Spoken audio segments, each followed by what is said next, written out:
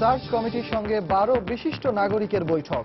গ্রহণযোগ্য ও অরাজনৈতিক ব্যক্তিদের নিয়ে কমিশন গঠনের পরামর্শ। সার্চ কমিটিতে নাম পাঠানোর সিদ্ধান্ত আওয়ামী লীগের। গণভবনে কার্যনির্বাহী সংসদ ও উপদেষ্টা পরিষদের বৈঠক। প্রধানমন্ত্রী বললেন, জনগণই সিদ্ধান্ত নেবে আগামীতে কাকে ভোট দেবেন। সরকারি বেসরকারি ব্যবস্থাপনায় এবছর হজে যেতে পারবেন 1,27,000। মন্ত্রিসভায় হজ প্যাকেজ ঘোষণা।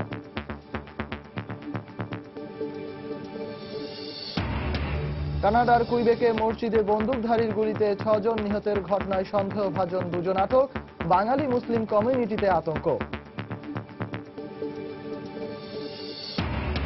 এবং আদালতের স্থগিতাদেশের পরও যুক্তরাষ্ট্রের বিভিন্ন বিমানবন্দরে আটক করা হচ্ছে 7 দেশের মুসলিম অভিবাসীদের। নির্বাহী আদেশ প্রত্যাহারের দাবিতে বিক্ষোভ অব্যাহত।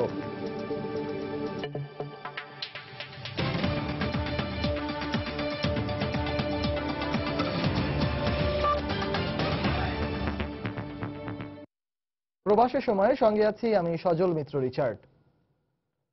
গ্রহণযোগ্য এবং অরাজনৈতিক ব্যক্তিদের দিয়ে নির্বাচন কমিশন পুনর্গঠন করতে সার্চ কমিটিকে পরামর্শ দিয়েছে বিশিষ্ট নাগরিকরা। 12 বিশিষ্ট নাগরিকের সঙ্গে সোমবার সার্চ কমিটির বৈঠক শেষে একথা জানান তারা। এদিকে বিশিষ্ট নাগরিকদের দেওয়া পরামর্শ আমলে নেওয়া হবে বলে জানিয়েছেন মন্ত্রিপরিষদ সচিব মোহাম্মদ শফিউল আলম। নির্বাচন কমিশন পুনর্গঠন ইস্যুতে সার্চ কমিটির প্রথম বৈঠকের সিদ্ধান্ত অনুসারে সোমবার বিকেলে সুপ্রিম কোর্টের জাজেস লাউঞ্জে 12 জন বিশিষ্ট নাগরিকের সঙ্গে বৈঠকের আয়োজন করা হয়। এছাড়াও বৈঠকে উপস্থিত ছিলেন মন্ত্রিপরিষদ সচিব শফিউল আলম। প্রায় 2 ঘন্টার বৈঠক শেষে সাংবাদিকদের সঙ্গে কথা বলেন আমন্ত্রিত বিশিষ্টজনেরা। এমন উদ্যোগকে স্বাগত জানিয়ে তারা বলেন, গ্রহণযোগ্য ও নির্দলীয় ব্যক্তিদের খুঁজে বের করতে সার্চ কমিটিকে তাগিদ দেওয়া হয়েছে। দায়িত্বটা যারা সততার সঙ্গে, স্বচ্ছতার সঙ্গে, যোগ্যতার সঙ্গে পালন করতে পারবেন সেরকম ব্যক্তিদেরকে যাতে সার্চ কমিটি খুঁজে পেতে পারেন সেই ব্যাপারে তারা আমাদের সঙ্গে মত বিনিময় করেছেন। এমন হতে হবে যে তারা অতীতে ছাত্র জীবনে হোক কিংবা পরবর্তী কর্মজীবনে হোক তারা কোনো ধরনের কোনো রাজনীতির সাথে অ্যাক্টিভলি জড়িত ছিলেন। পাশাপাশি বাছাই প্রক্রিয়া স্বচ্ছ করার বিষয়টিও উঠে এসেছে বৈঠকে। ইসি গঠনের জটিলতা এড়াতে আইন প্রণয়ন আর রাজনৈতিক দলগুলোকে দায়িত্বশীল হওয়ার পরামর্শ দেন বিশিষ্টজনরা। আমরা কেউ বলেছি যে আইন প্রণয়নের সুযোগ এখনো আছে। যদি 1 মাস অথবা 2 মাস নির্বাচন কমিশন শূন্য থাকে তবু কোনো সমস্যা হবে না, এখন কোনো নির্বাচন নাই। এই প্রক্রিয়াটা স্বচ্ছ হওয়া উচিত। তারা যে মানদণ্ডগুলো থাকবে যোগ্যতা অযোগ্যতা তার ভিত্তিতে তার একটা শর্ট লিস্ট তৈরি করে এই শর্ট লিস্টটা প্রকাশ করা উচিত বা একটা পাবলিক হিয়ারিং করা উচিত। এদিকে আমন্ত্রিত বিশিষ্টজনদের দেয়া পরামর্শ বিবেচনা করা হবে বলে জানিয়েছেন মন্ত্রিপরিষদ সচিব। তাদেরকে আমাদের কমিটি স্বাগত জানিয়েছেন এবং তাদের মূল্যবান পরামর্শ বক্তব্য শুনেছেন এবং তারা এই ইলেকশন কমিশনের কমিশনার এবং প্রধান নির্বাচন কমিশনার বাছাইয়ের ক্ষেত্রে কি ক্রাইটেরিয়া হতে পারে সে ব্যাপারে মূল্যবান পরামর্শ দিয়েছেন, সেগুলো আমরা রেকর্ড করেছি। বুধবার আরো 5 জন বিশিষ্ট ব্যক্তির সঙ্গে সার্চ কমিটি বৈঠক করবে বলেও জানান তিনি। 1 তারিখ বেলা 11টা। রাশেদ লিমন, সময় সংবাদ, ঢাকা। নির্বাচন কমিশন পুনর্গঠনে সার্চ কমিটিতে নাম পাঠানোর সিদ্ধান্ত নিয়েছে আওয়ামী লীগ। গণভবনে কার্যনির্বাহী সংসদ ও উপদেষ্টা পরিষদের বৈঠকে এ সিদ্ধান্ত হয়। বৈঠক শুরুর আগে প্রধানমন্ত্রী শেখ হাসিনা বলেছেন, জনগণই সিদ্ধান্ত নেবে আগামীতে ভোট কাকে দেবে। সোমবার রাত 9টার দিকে গণভবনে দলীয় সভানেত্রী ও প্রধানমন্ত্রী শেখ হাসিনার সভাপতিত্বে বৈঠক শুরু হয়। সভা শুরুতে তিনি বলেন, রাষ্ট্রপতির সিদ্ধান্তের প্রতি শ্রদ্ধা রেখে সিদ্ধান্ত নেবে আওয়ামী লীগ। প্রধানমন্ত্রী বলেন, বিএনপি জামায়াতের দুঃশাসন পার করে বর্তমান সরকারের আমলে দেশ আজ উন্নয়নের মহাসড়কে।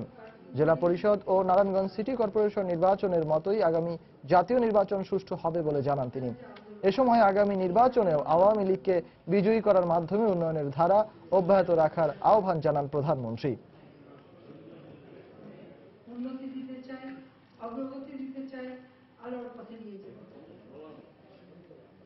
মহামান্য রাষ্ট্রপতি ছিলেন জনাব জিল্লুর রহমান সাহেব। জিল্লুর রহমান সাহেব সকল দলের সঙ্গে আলোচনা করেন। সেই আলোচনার পরিপ্রেক্ষিতে তিনি সার্চ কমিটি গঠন করেন এবং সেই সার্চ কমিটির মাধ্যমেই বর্তমান ইলেকশন কমিশন এবং সেই ইলেকশন করে। কিন্তু সেই ইলেকশনও ঠেকানোর জন্য বিএনপি সেই 2013 সাল থেকে যে তাণ্ডব শুরু করে, মানুষ পুড়িয়ে মারা, মানুষকে হত্যা করা, মানুষ খুন করা, এই ধরনের নানা ঘটনা কিন্তু তারা ঘটায়। যেহেতু রাষ্ট্রপতি সবাইকে ডেকেছেন, সকলে আলোচনা করেছে এবং তারই পরিপ্রেক্ষিতে সার্চ কমিটি হয়েছে। সার্চ কমিটি মিটিংয়ে বসে যেটা চেয়েছেন, আমরা আজকে বসে এই বিষয়ে আমরা আলোচনা করে সিদ্ধান্ত নেব। জেলা পরিষদ ইলেকশন হলো, আমাদের নারায়ণগঞ্জ সিটি কর্পোরেশন ইলেকশন হয়েছে, অত্যন্ত সুষ্ঠুভাবে একটা নির্বাচন অনুষ্ঠিত হয়েছে, জনগণ ভোট দিয়েছে এবং তারা যেভাবে ভোট দিয়েছে সেভাবে তারা ফলাফল পেয়েছে। আমি আশা করি আগামী দিনে প্রত্যেকটা নির্বাচনই এভাবে সুষ্ঠুভাবে হবে। জনগণ ইচ্ছামতো ভোট দেবে, যাকে চাইবে তারা তাকে ভোট দেবে। বিএনপি জামাত জোট ক্ষমতা আসা মানে দেশ ধ্বংসের পথে যাওয়া, মানুষের জীবনের অন্ধকার নেমে আসে, অত্যাচার নির্যাতনের শিকার হয়। কাজে মানুষকে আজকে শান্তির পথ বেছে নিতে হবে। এদিকে 20 দলীয় জোটের নিবন্ধিত 8টি রাজনৈতিক দলই ভিন্নভাবে তাদের পছন্দের নামের তালিকা সার্চ কমিটির কাছে পাঠাবে বলে জানিয়েছেন জোট নেতারা। সোমবার দুপুরে নয়াপল্টনে বিএনপির কেন্দ্রীয় কার্যালয়ে জোটের মহাসচিব পর্যায়ে রুদ্ধদ্বার বৈঠক শেষে একথা জানান জোটের নেতারা। বৈঠকে নির্বাচন কমিশন পুনর্গঠন নিয়ে সার্চ কমিটির কাছে 5 জনের নাম প্রস্তাবের বিষয়ে ঐক্যমত্যে পৌঁছায় 20 দলীয় জোট। পরে রাতে বৈঠক করেন জোটের নেতারা। বৈঠক শেষে বিএনপির মহাসচিব মির্জা ফখরুল ইসলাম আলমগীর জানান, মঙ্গলবার ব্রিফিং এর মাধ্যমে 5 জনের নাম জানানো হবে।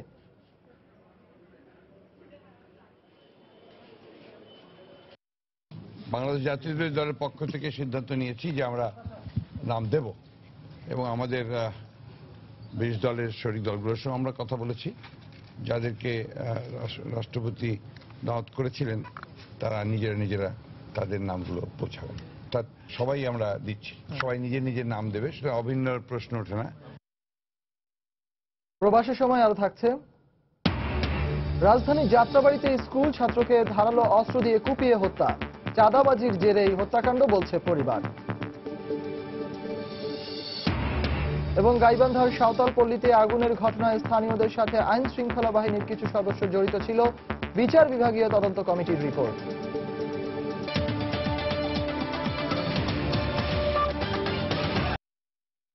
সরকারি ব্যবস্থাপনায় 2টি ও বেসরকারিতে একটি প্যাকেজের বিধান রেখে চলতি বছরের হজ প্যাকেজ অনুমোদন দিয়েছে মন্ত্রিসভা।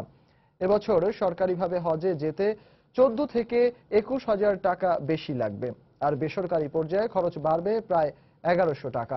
সকালে সচিবালয়ে প্রধানমন্ত্রী শেখ হাসিনার সভাপতিত্বে অনুষ্ঠিত মন্ত্রিসভার নিয়মিত বৈঠকে এ অনুমোদন দেওয়া হয়।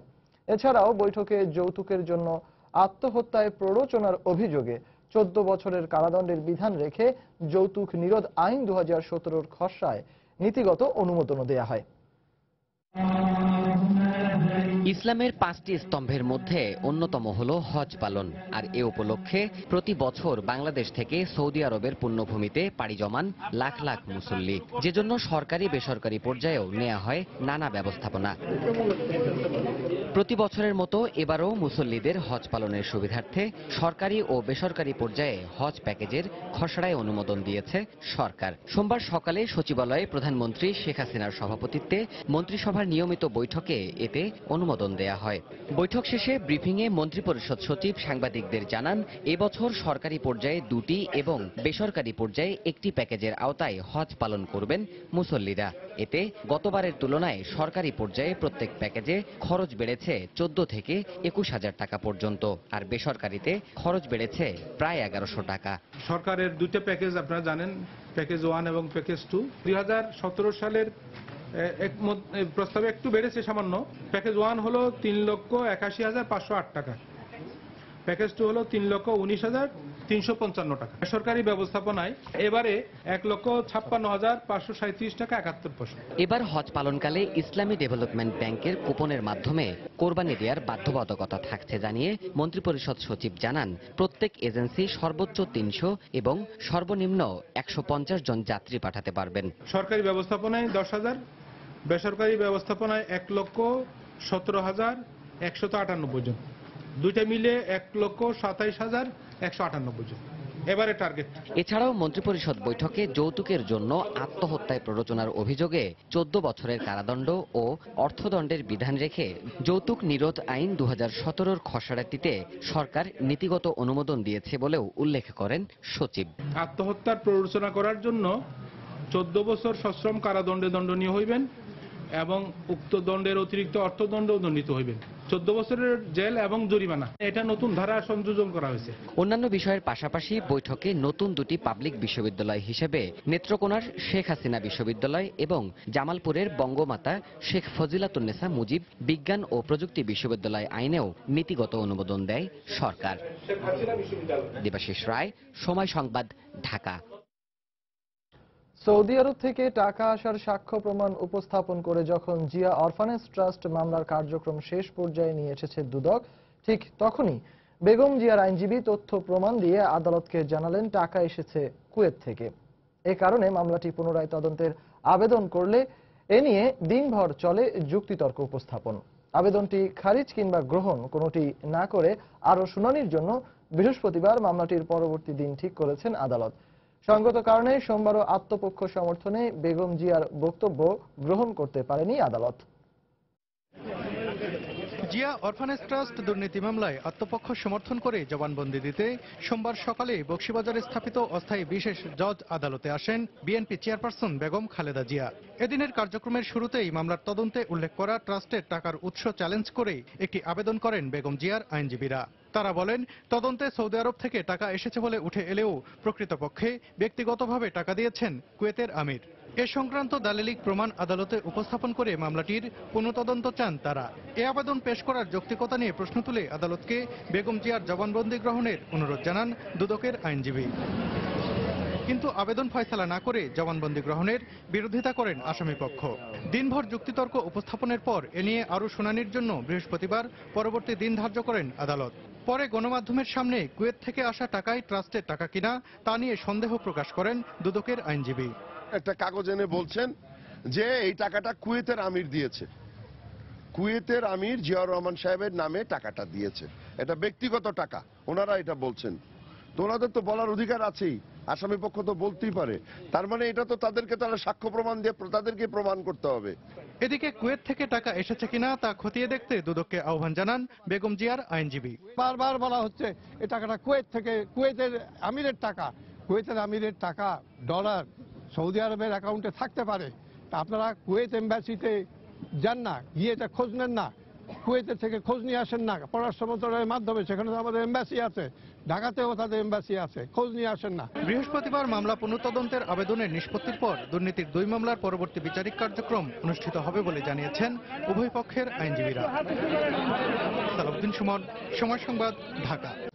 রাজধানী যাত্রাবাড়ির গোলাপবাগ এলাকায় রেদওয়ান ইসলাম বিভোর নামের 6ষ্ঠ শ্রেণীর এক স্কুল ছাত্রকে ধারালো অস্ত্রের আঘাতে হত্যা করেছে এলাকার এক যুবক। স্বজনদের অভিযোগ, একই এলাকার আলামিন নামের এক বখাটে যুবক সোমবার বিকেলে খেলার সময় হত্যা করে বিভোরকে। এদিকে পুলিশ বলছে, আলামিনের নামে ছিনতাই সহ থানায় একাধিক মামলা রয়েছে। ঘটনার পর থেকে আলামিনকে গ্রেফতারের চেষ্টা করছে পুলিশ। এইটার সাথে বল ফালাইলে চারাগুলো বুঝাইতে হয়, ওইগুলো খেলতেছিলাম, বল মারছে লাগেনি, এটা পড়ে নেই। এর মধ্যে ও পিছে দিয়ে আইসে বিভোরকে দইটা এভাবে হাত টান দিয়ে এনে ওকে এভাবে ফেলে করছে। নিজের খেলার সাথীর হত্যার বর্ণনা এভাবেই দিচ্ছিল ছোট্ট রাফি। স্বজন ও প্রত্যক্ষদর্শীরা অভিযোগ করেন, সোমবার বেলা 3টার দিকে বিভোর তার চাচাতো ভাই রাফির সাথে বাড়ির পাশে রাস্তায় খেলছিল। এ সময় হঠাৎ পেছন থেকে তাকে ধারালো অস্ত্র দিয়ে এলোপাতাড়ি আঘাত করে পালিয়ে যায় একই এলাকার আলামিন নামের এক যুবক। পরে আশঙ্কাজনক অবস্থায় বিভোরকে উদ্ধার করে স্থানীয়রা ঢাকা মেডিকেল কলেজে নিয়ে আসলে কর্তব্যরত চিকিৎসক তাকে মৃত ঘোষণা করেন। ওরা বাচ্চা মানুষ, স্কুল থেকে আসা খাওয়া দাওয়া করে হয়তো খেলাধুলা করতেছে, ও আর আমার ভাতিজা দুইজন। ওই আলামিন হঠাৎ করে বিভোরকে কোমানো শুরু করছে। মারার কারণ হচ্ছে যে কিছুদিন আগে আমার চাচা বাড়ি করছে, টাকা পয়সা চাঁদা দাবি করছে, ওর বাপ চাচারা টাকা পয়সা চাঁদা দাবি করছে, হয়তো মনের ভিতরে ওই ধরনের ক্লাস থাকতে পারে। স্বজনরা জানান, 1 বছর আগে বিভোরের পরিবারের কাছে চাঁদা চেয়েছিল আলামিন ও তার গ্রুপ। অভিযুক্ত আলামিনের নামে ছিনতাই, চুরি সহ বিভিন্ন অভিযোগ রয়েছে এলাকাবাসীর। এদিকে আলামিনের বাসায় গেলে খোদ তার মাই তার বিরুদ্ধে আনে বিস্তর অভিযোগ।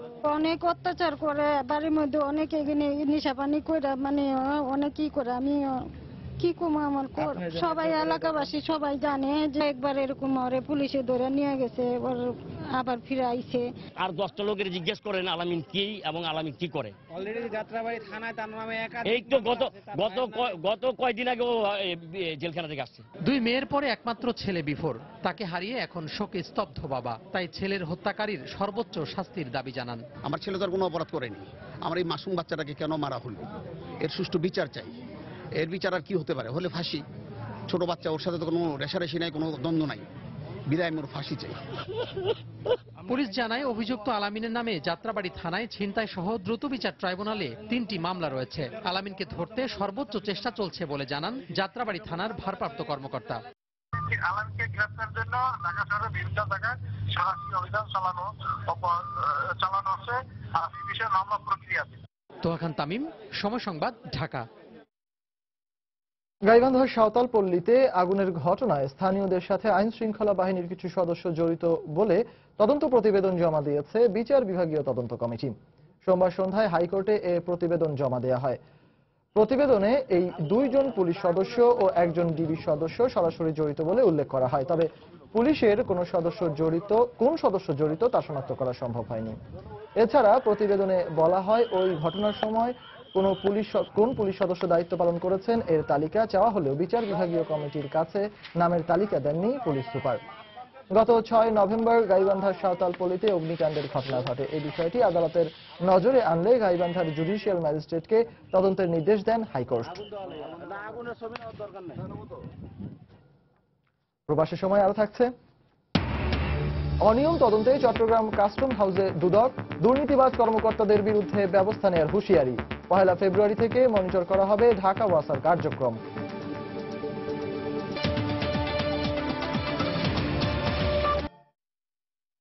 প্রবাসের কয়েকটি খবর। 7টি মুসলিম দেশের নাগরিকদের বহিষ্কারের ওপর আদালতের স্থগিতাদেশের পরও যুক্তরাষ্ট্রের বিভিন্ন বিমানবন্দরে অভিবাসীদের আটক করা হচ্ছে। গ্রিন কার্ডধারী এক বাংলাদেশীয় কঠোর জিজ্ঞাসাবাদের মুখোমুখি হয়েছেন বলে অভিযোগ পাওয়া গেছে। ট্রাম্প প্রশাসনের এমন আচরণের প্রতিবাদে দ্বিতীয় দিনের মতো যুক্তরাষ্ট্রের বিভিন্ন শহরে বিক্ষোভ করেছে প্রবাসী বাংলাদেশি সহ বিভিন্ন দেশের অভিবাসী ও মার্কিনীরা। এ অবস্থায় ভুক্তভোগীদের জন্য উপায় খুঁজে বের করার আশ্বাস দিয়েছে হোয়াইট হাউস।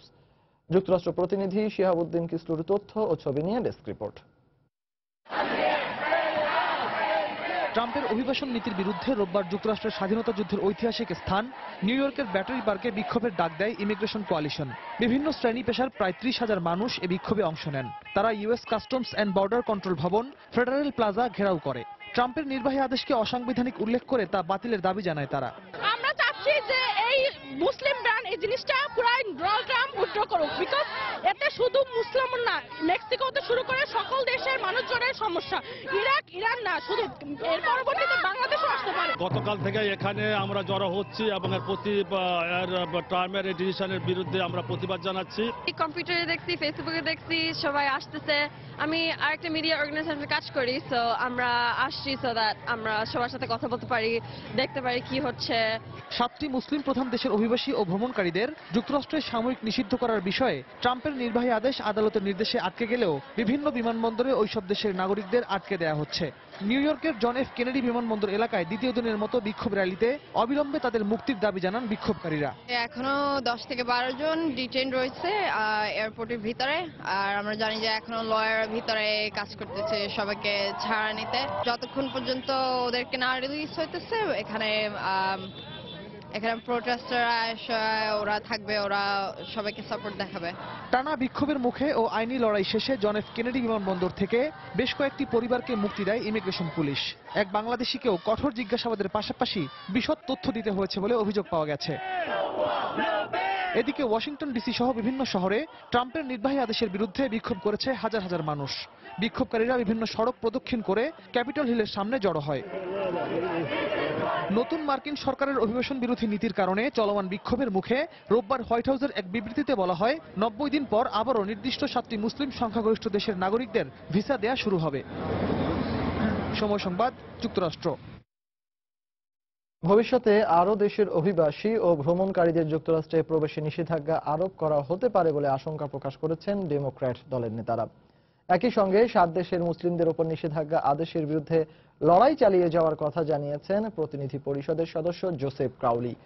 বৈধ ভিসা থাকা সত্ত্বেও বিমানবন্দরে যাদেরকে আটকে রাখা হয়েছে তাদেরকে মুক্ত করার বিষয়ে ইউএস কাস্টমস অ্যান্ড বর্ডার কন্ট্রোলের সঙ্গে কথা বলেন কংগ্রেসে বাংলাদেশের ককাসের চেয়ারম্যান এই কংগ্রেসম্যান। আটককৃতদের মুক্তির দাবিতে চলমান বিক্ষোভে সংহতি প্রকাশ করে জন এফ কেনেডি বিমানবন্দরে বিক্ষোভ কর্মসূচিতে যোগ দেন New York City council woman Helen রোজেন্থ।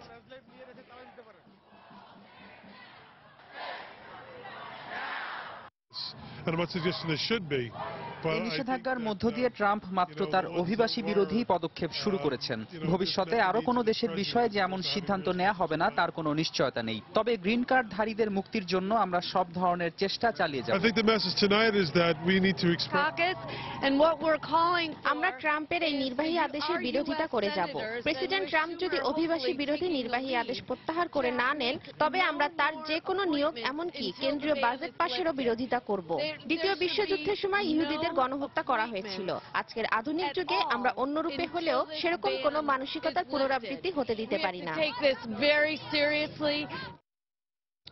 কানাডার কুইবেক শহরের একটি মসজিদে অজ্ঞাত বন্দুকধারীদের গুলিতে 6 জন নিহত হয়েছেন। এই ঘটনায় আহত হয়েছেন আরও অন্তত 8 জন।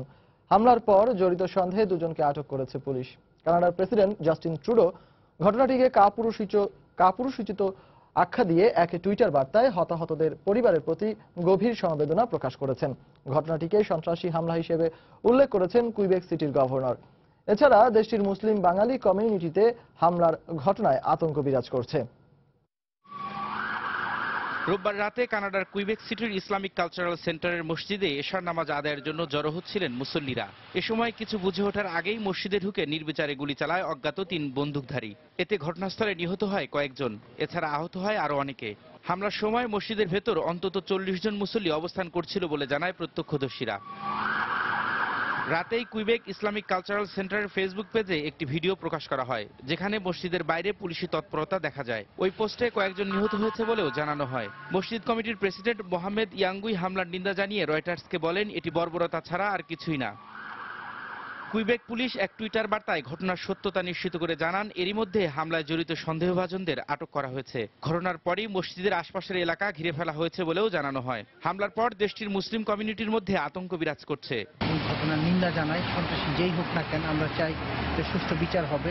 কানাডার মতো দেশে যেখানে মানবাধিকার চূড়ান্ত, সেই জায়গায় যদি এই ধরনের হত্যাকাণ্ড হয় এটা চিন্তাই করা যায় না। আমরা যারা এখানে আছি, আমাদের কমিটির সংখ্যালঘু আমরা, আমাদের মধ্যে কোনো বিকল্প নেই। এদিকে কানাডার প্রধানমন্ত্রী জাস্টিন ট্রুডো ঘটনাটিকে কাপুরুষোচিত আখ্যা দিয়ে এক টুইটার বার্তায় নিহতদের স্বজনদের প্রতি গভীর সমবেদনা প্রকাশ করেছেন। আর এই ঘটনাটিকে সন্ত্রাসী হামলা হিসেবে উল্লেখ করেছেন কুইবেক সিটির গভর্নর। সিরিয়া সহ যুদ্ধবিধ্বস্ত দেশগুলোর শরণার্থীদের কানাডা স্বাগত জানাবে দেশটির প্রধানমন্ত্রী জাস্টিন ট্রুডোর এমন টুইটার বার্তার একদিন পরই এ হামলার ঘটনা ঘটল। এর আগেও মসজিদটি ধর্মীয় বিদ্বেষমূলক আচরণের শিকার হয়েছিল বলেও গণমাধ্যমের খবরে বলা হয়। রবিউল ইসলাম আওলাদ, সময় সংবাদ। কুইবেকে মসজিদে সন্ত্রাসী হামলার পর আতঙ্ক বিরাজ করছে মুসলিম সম্প্রদায়ের মধ্যে। প্রবাসী বাঙালিরাও এই ঘটনার পর থেকে উদ্বেগে রয়েছেন। এ বিষয়ে বিস্তারিত জানিয়েছেন কানাডা প্রতিনিধি শরীফ ইকবাল চৌধুরী। কুইবেক শহরের ইসলামিক কালচারাল সেন্টারের মসজিদে বন্দুকধারীরা অতর্কিত হামলা চালায়। এ হামলায় প্রবাসী যারা কুইবেকে বসবাস করছে তাদের মাঝে আতঙ্ক দেখা দিয়েছে এবং ধরপাকড়ের ভয়ে তারা খুবই চিন্তাগ্রস্ত অবস্থায় আছে। কানাডার মন্ট্রিয়াল শহরেও সকল মুসলিম সম্প্রদায় এবং প্রবাসী বাংলাদেশিরা খুবই আতঙ্ক অবস্থায় আছে। পৃথিবীর অন্যতম দেশ শান্তিপূর্ণ এই কানাডায় এরকম হত্যাযোগ্য ঘটনা ঘটবে এটা কোনোভাবেই মেনে নিতে পারছে না প্রবাসী সকল মুসলিম সম্প্রদায়। বেসরকারি টিভি চ্যানেল এটিএন নিউজের 2 সাংবাদিককে মারধরের ঘটনায় জড়িত পুলিশ সদস্যদের দৃষ্টান্তমূলক শাস্তির দাবি জানিয়েছে reporters association of electronic media Saudi আরব পশ্চিমাঞ্চলের সাংবাদিকরা। রোববার বিকেলে সংগঠনটির উদ্যোগে এক প্রতিবাদ সভায় এমন দাবি জানানো হয়। সংগঠনের সভাপতি MY আলাউদ্দিনের সভাপতিত্বে ও ভারপ্রাপ্ত সাংগঠনিক সম্পাদক হানিফ সরকার উজ্জ্বলের সঞ্চালনায় সভায় বক্তব্য দেন সাধারণ সম্পাদক সোহেল রানা, সাজেদুল ইসলাম, বাহার উদ্দিন বকুল, সেলিম আহমেদ সহ অনেকে। বঙ্গবন্ধুর আদর্শে অনুপ্রাণিত হয়ে দেশের কল্যাণে সবাইকে ঐক্যবদ্ধ হয়ে কাজ করার আহ্বান জানিয়েছেন বাংলাদেশের কেন্দ্রীয় যুবলীগের সাংগঠনিক সম্পাদক বদিউল আলম। সংযুক্ত আরব আমিরাতের আবু ধাবি মুসাফফা যুবলীগ আয়োজিত এক আলোচনা সভায় টেলি কনফারেন্সের মাধ্যমে যোগ দিয়ে তিনি এ আহ্বান জানান। রোববার সংগঠনটির নতুন কমিটির অভিষেক হয়। এতে সভাপতিত্ব করেন সংগঠনটির আহ্বায়ক রুস্তম আলী কারান, পরিচালনায় ছিলেন আমিনুল সালাউদ্দিন। অনুষ্ঠানে আবু ধাবি আওয়ামী লীগের সাধারণ সম্পাদক মোহাম্মদ ইউসুফ এবং সভাপতি বশির ভূঁইয়া বক্তব্য দেন। উপস্থিত ছিলেন ইউএই যুবলীগের ভারপ্রাপ্ত সভাপতি তাজউদ্দিন সহ আওয়ামী লীগের বিভিন্ন অঙ্গ সংগঠনের নেতারা। আলোচনা শেষে রুস্তম আলীকে সভাপতি ও সালাউদ্দিন চৌধুরীকে সাধারণ সম্পাদক করে নতুন কমিটি গঠন করা হয়। বস্তুনিষ্ঠ, তথ্য নির্ভর ও নিরপেক্ষ সংবাদ পরিবেশনের মধ্য দিয়ে দেশ ও জাতিকে এগিয়ে নেওয়া সম্ভব বলে জানিয়েছেন ফ্রান্স অনলাইন সংলাপ পাঠক মেলার নেতাকর্মীরা। সিলেটের কুড়াউড়ার সংলাপ পত্রিকার ৭ম বর্ষপূর্তি উপলক্ষে আলোচনা সভায় সংগঠনের নেতারা এই অভিমত ব্যক্ত করেন। রোববার প্যারিসের সোনার বাংলা রেস্টুরেন্টে এই আলোচনা সভার আয়োজন করা হয়। ফ্রান্স অনলাইন সংবাদ পাঠক মেলার সভাপতি সোমা দাসের সভাপতিত্বে ও সাংবাদিক লুৎফুর রহমানের উপস্থাপনায় আলোচনা সভায় বক্তব্য দেন প্যারিস বাংলা প্রেস ক্লাবের সিনিয়র সহ সভাপতি শামসুল ইসলাম, কুলাউড়া ওয়েলফেয়ার অ্যাসোসিয়েশনের সাধারণ সম্পাদক অজয় দাস, ফ্রান্স ছাত্রলীগের সভাপতি আশরাফুর রহমান, সাইদুর রহমান সহ অনেকে। আলোচনা শেষে কেক কেটে তারা সংলাপ পত্রিকার ৭ম বর্ষপূর্তি পালন করেন। শিগগিরই কুলাউড়াবাসী সহ ফ্রান্সের বাংলাদেশি কমিউনিটির নেতাদের নিয়ে বড় পরিসরে নবগঠিত ফ্রান্স অনলাইন সংলাপ মেলার অভিষেক অনুষ্ঠানের আয়োজন করা হবে বলে জানা গেছে। প্রধানমন্ত্রী শেখ হাসিনার নেতৃত্বে বাংলাদেশ যে সমৃদ্ধির পথে এগিয়ে চলছে তার প্রতি দলমত নির্বিশেষে সবার সমর্থন দেওয়া উচিত বলে জানিয়েছে সমাজ কল্যাণমূলক সংগঠন ইউনাইটেড ওয়েলফেয়ার অর্গানাইজেশন কাতারের নেতাকর্মীরা। ছাত্রলীগের সাবেক সাধারণ সম্পাদক ও নারায়ণগঞ্জ ২ আসনের সংসদ সদস্য নজরুল ইসলাম বাবুকে দেয়া এক সংবর্ধনা অনুষ্ঠানে সংগঠনের নেতারা এই আহ্বান জানান। রোববার রাতে কাতারের রাজধানী দোহার নাজমা রমনা রেস্তোরাঁয় এই সংবর্ধনা সভা হয়। সংগঠনের চেয়ারম্যান এম সাইফুল আলমের সভাপতিত্বে ও এম শফিকুল ইসলামের সঞ্চালনায় অনুষ্ঠানে প্রধান অতিথি ছিলেন বাংলাদেশের ছাত্রলীগের সাবেক সাধারণ সম্পাদক নজরুল ইসলাম বাবু। এছাড়া বিশেষ অতিথি হিসেবে সংযুক্ত আরব আমিরাতের আওয়ামী যুবলীগের সাধারণ সম্পাদক এস এ নিজাম। সভায় বক্তব্য দেন বীর মুক্তিযোদ্ধা ওমর ফারুক, শামসুদ্দিন মণ্ডল সহ অনেকে।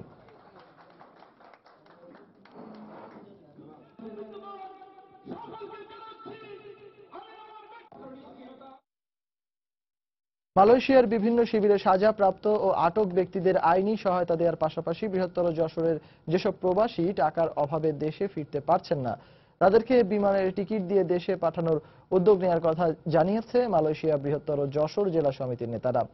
ইতোমধ্যে যশোরের আটিক গ্রামের মোহাম্মদ আব্দুল লতিফ নামে এক প্রবাসীকে দেশে পাঠানোর ব্যবস্থা করেছে নবগঠিত সংগঠনটি। কুয়ালালামপুরের বুকিত বিনতাংয়ের একটি হোটেলে এক আলোচনা সভায় সংগঠনের নেতারা এসব কথা বলেন। কুয়ালালামপুরে বসবাসরত যশোর, মাগুরা, ঝিনাইদহ ও নড়াইল জেলার প্রবাসীদের নিয়ে এই মিলন মেলার আয়োজন করা হয়। প্রবাসী কমিউনিটি নেতা হাজী সৈয়দ জাকিরুল আলমের সভাপতিত্বে ও কবিরুজ্জামান জীবনের পরিচালনায় মতবিনিময় সভায় বক্তব্য দেন সমিতির উপদেষ্টা এম রেজাউল করিম রেজা, জাহিদুল ইসলাম টিপু সহ অনেকে। সভায় হাজী সৈয়দ জাকিরুল আলমকে আহ্বায়ক ও জাহিদুল ইসলাম টিটুকে সদ্য সচিব করে 21 সদস্য বিশিষ্ট আহ্বায়ক কমিটি গঠন করা হয়। চট্টগ্রাম কাস্টম হাউসের অনিয়ম ও দুর্নীতির সঙ্গে জড়িত কর্মকর্তাদের বিরুদ্ধে যথাযথ ব্যবস্থা নেওয়ার নির্দেশ দিয়েছেন দুদক। সোমবার সকালে চট্টগ্রাম কাস্টম হাউসের অনিয়ম ও দুর্নীতির তদন্তে গিয়ে এই নির্দেশ দেন দুদক কমিশনার আমিনুল ইসলাম। সকালে তার নেতৃত্বে 12 সদস্যের একটি দল চট্টগ্রাম কাস্টম হাউস পরিদর্শন করে। মহাপরিচালক আতিকুল ইসলাম এবং মোহাম্মদ মুনির চৌধুরীর সমন্বয়ে বিশেষ এ দলটি প্রায় 2 ঘন্টা কাস্টম হাউসের গুরুত্বপূর্ণ শাখাগুলো ঘুরে দেখেন। এ সময় যেসব পয়েন্টে অনিয়মের অভিযোগ পাওয়া গেছে সেখানকার কর্মকর্তাদের সঙ্গে কথা বলেন তারা। পরে দুদকের পরিদর্শক দলটি কাস্টম হাউসের কমিশনার এএসএম আব্দুল্লাহ খান সহ শীর্ষ কর্মকর্তাদের সঙ্গে বৈঠক করেন। বছরে জাতীয় রাজস্ব আয়ের অন্তত 35,000 কোটি টাকার যোগান দিয়ে থাকে চট্টগ্রাম কাস্টম হাউস। এজন্য অনিয়ম ও দুর্নীতির অভিযোগও বেশি বলে দাবি ব্যবসায়ীদের। আমি বলবো, এখনই বলবো আমি যে তাদেরকে সাসপেন্ড করুন। কিন্তু আমরা পরিদর্শন করে দেখলাম যে অনিয়ম তো আছে, যেমন অ্যাসেসমেন্ট যে রুম, সেই রুমে তো আপনার সিআরএফের এজেন্টরা এসে তারা নিজেরা ফাইলপত্র দিয়ে দৌড়াদৌড়ি করছে, যেটা হওয়ার কথা নয়। এটা তো অনিয়ম আমরা পেয়েছি এবং প্রতিটি ধাপে ধাপে আমরা অনিয়ম দেখতে পেয়েছি, অস্বীকার করার কিছু নেই। সেবা সংস্থাগুলোতে প্রাতিষ্ঠানিক দুর্নীতি প্রতিরোধের অংশ হিসাবে সোমবার ঢাকা ওয়াসা ভবন পরিদর্শন করেছে দুর্নীতি দমন কমিশন দুদক। এই কার্যক্রমকে সাধুবাদ জানিয়েছে ওয়াসা কর্তৃপক্ষ। 3 সদস্যের ওই প্রতিনিধি দলটি 1 ফেব্রুয়ারি থেকে 30 দিন ওয়াসার সব কার্যক্রম এবং ইতোপূর্বে নেয়া বিভিন্ন প্রকল্প মনিটর করবে। যেই বিধান আছে সেই বিধানের বাইরে এমন কিছু হচ্ছে কিনা বা করছে কিনা কোনো ব্যক্তি বা কোনো ডিপার্টমেন্ট বাই এটা তারা যাচাই বাছাই করবেন এবং দেখবেন এবং আমাদের সাথে কথা বলবেন এবং এর উপরে একটা রিপোর্ট তারা আমাদেরকে দিবেন, যাতে করে আমরা আমাদের কর্মকাণ্ডগুলোকে আরো সুষ্ঠুভাবে করার জন্য যেই যেই জায়গায় প্রতিবন্ধকতা বা সমস্যা দেখব তার জন্য একটা প্রতিকার আমরা করতে পারি বা নিতে পারি। ব্যবসায়ীদের অনুরোধে ঢাকা আন্তর্জাতিক বাণিজ্য মেলার সময়সীমা আরো 4 দিন বাড়ানো হয়েছে বলে জানিয়েছেন বাণিজ্যমন্ত্রী তোফায়েল আহমেদ। সোমবার রফতানি উন্নয়ন ব্যুরোর সাথে বৈঠকের পর এই সিদ্ধান্তের কথা জানান তিনি। বাণিজ্য মেলায় অংশগ্রহণ করেছে সকলেই একটা ঐক্যবদ্ধ অনুরোধ জানিয়েছিল যে তারা 2টো দিন চায়, একটা শুক্র একটা শনিবার। 31 তারিখের পরে 1 তারিখ 2 তারিখ 3 এবং 4 অর্থাৎ 4 দিন বৃদ্ধি করার আমরা একটা সিদ্ধান্ত নিলাম এবং এটা আমরা করলাম এই কারণে যারা এখানে এই মেলায় যারা স্টল প্যাভিলিয়ন দিয়েছে তারা অগ্রিম এই 4 দিনের টাকাটা তারা দিয়ে দিয়েছে। সুতরাং এখানে দুটো, একটা হলো ব্যবসায়ীদের অনুরোধ আর একটা হলো জনগণও প্রত্যাশা করেছে। ফুটপাতে হকার উচ্ছেদের কারণে সুবিধাভোগীদের ফুটপাত বাণিজ্য বন্ধ হয়ে গেছে।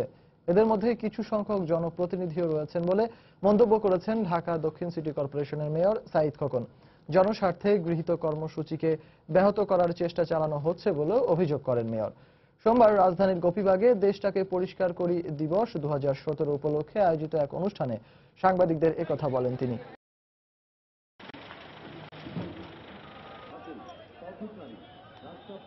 কিছু সংখ্যক সুবিধাভোগী যারা এই এলাকায় এই ফুটপাত দখল করে হকার বসিয়ে কোটি টাকার বাণিজ্য করত, তাদের এই বাণিজ্য বন্ধ হয়ে গেছে। তারা আমাদের এই জনস্বার্থে পরিচালিত এই সমস্ত কর্মসূচিগুলোকে ব্যাহত করবার জন্যে বিভিন্ন রকমের হুমকি ধমকি এবং বিভিন্ন রকমের আইন বিরোধী কর্মকাণ্ডে লিপ্ত। কিছু জনপ্রতিনিধিও সমর্থন দিয়ে উস্কানি দিয়ে এই কর্মকাণ্ড ব্যাহত করবার জন্য সম্পৃক্ত হয়েছেন।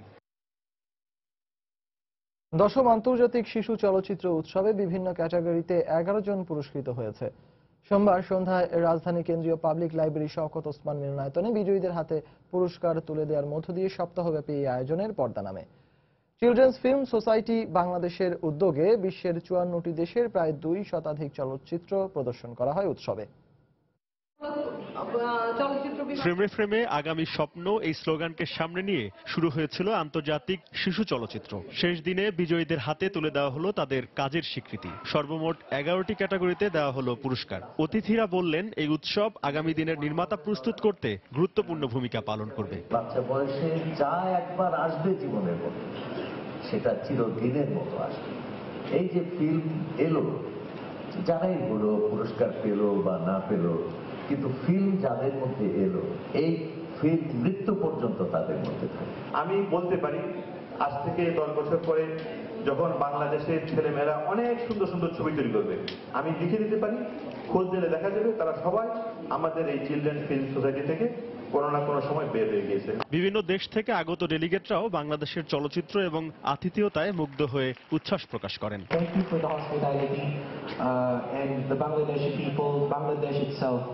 Is really a memory for me. আমাদের খুবই আনন্দ হয়েছে আর হসপিটালিটি বাংলাদেশের মানে অসাধারণ লেগেছে আমাদের। সেরাদের সেরা হয়ে বিজয়ীদের কণ্ঠে আনন্দ এবং আগামীতে আরো ভালো কিছু করার প্রত্যয়। ফার্স্ট আমরা কোনো কম্পিটিশনে অংশগ্রহণ করেছি, আবার এই ফার্স্ট আমরা প্রাইজ পেয়েছি, তাই খুবই ভালো লাগছে আমাদের। এটা বাংলাদেশের চিলড্রেন এবং ইয়াং ফিল্মদের জন্য অসাধারণ একটা প্ল্যাটফর্ম। আন্তর্জাতিক শিশু চলচ্চিত্র বাংলাদেশের চলচ্চিত্র উন্নয়নে যেমনিভাবে ভূমিকা রাখবে, তেমনি ক্ষুদে নির্মাতাদের বিশ্বমানের চলচ্চিত্র নির্মাণে আগ্রহী করবে বলে মনে করেন আয়োজকরা। তরিকুল ইসলাম সৌরভ, সময় সংবাদ, ঢাকা।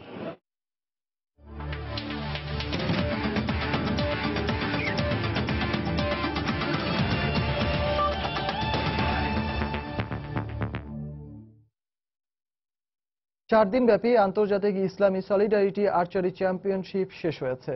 প্রতিযোগিতায় মোট 9টি ইভেন্টের 6টিতে স্বর্ণপদক জিতে চ্যাম্পিয়ন হয়েছে বাংলাদেশের আর্চাররা।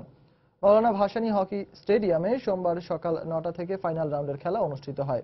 মোট 9টি ইভেন্টের 7টিতে অংশগ্রহণ করে বাংলাদেশ। এর মধ্যে 6টিতেই স্বর্ণপদক জেতেন বাংলাদেশের আর্চাররা। ব্যক্তিগত এককে বাংলাদেশের হয়ে একমাত্র স্বর্ণপদকটি জেতেন হীরামণি। এছাড়া দলীয় ও মিশ্র ইভেন্টের স্বর্ণপদক জয় করেন আর্চাররা। বাংলাদেশের ভারতীয় কোচ নিশীথ দাস জানান, আসন্ন এশিয়ান চ্যাম্পিয়নশিপে এমন ফলাফল ধরে রাখাই হবে লক্ষ্য। আমরা যদি সেম ধারাবাহিকতা ধরে রাখতে পারি, আমাদের সামনে বড় টুর্নামেন্ট এশিয়ান চ্যাম্পিয়নশিপ আছে, সেটা মেন উদ্দেশ্য। তার জন্য আমরা কন্টিনিউয়াস প্র্যাকটিস চালিয়ে যাব এবং ওইখানে টার্গেট থাকবে আমাদের ভালো কোনো অ্যাচিভমেন্ট করার। এ পর্যায়ে শীর্ষ সংবাদগুলো জানিয়ে দিচ্ছি আরো একবার। সার্চ কমিটির সঙ্গে 12 বিশিষ্ট নাগরিকের বৈঠক। গ্রহণযোগ্য ও অরাজনৈতিক ব্যক্তিদের নিয়ে কমিশন গঠনের পরামর্শ। সার্চ কমিটিতে নাম পাঠানোর সিদ্ধান্ত আওয়ামী লীগের। গণভবনে কার্যনির্বাহী সংসদ ও উপদেষ্টা পরিষদের বৈঠক। প্রধানমন্ত্রী বললেন, জনগণই সিদ্ধান্ত নেবে কাকে ভোট দেবে। সরকারি বেসরকারি ব্যবস্থাপনায় এবছর হজে যেতে পারবেন 1,27,000। মন্ত্রিসভায় হজ প্যাকেজ ঘোষণা।